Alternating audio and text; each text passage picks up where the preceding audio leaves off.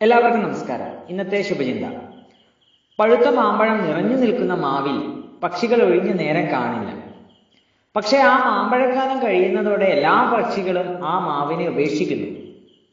ഇതുപോലെയാണ് നമ്മൾ ഓരോ മനുഷ്യരുടെയും കാര്യം. നമുക്ക് ആരിൽ നിന്നാണോ ഗുണം അവരോട് മാത്രം നാം എപ്പോഴും ചേർന്ന് നിൽക്കുന്നു. എന്നാൽ അവരുടെ കൂടെ നിന്നിട്ട് ഇനി കാര്യമൊന്നുമില്ല എന്ന് മനസ്സിലായാൽ അതുവരെ ഒപ്പമുണ്ടായവർ മാമ്പഴക്കാലം കഴിയുമ്പോൾ പക്ഷികൾ മാവിനെ ഉപേക്ഷിക്കുന്നത് പോലെ ആ വ്യക്തിയെ ഒഴിവാക്കുന്നു. മാവ് വീണ്ടും പൂക്കും, ഫലം തരും എന്നതപ്പോൾ ഏവരും വിസ്മരിക്കുന്നു. എല്ലാവരും ചിന്തിക്കുക, മാമ്പഴക്കാലം കഴിഞ്ഞാലും വീണ്ടും മാമ്പഴക്കാലം വരും, മാവ് മാങ്ങയെ തരികയും ചെയ്യും എന്നത് ഓർമ്മിക്കുക. എല്ലാവർക്കും നന്മകൾ ഉണ്ടാവട്ടെ. നന്ദി, നമസ്കാരം.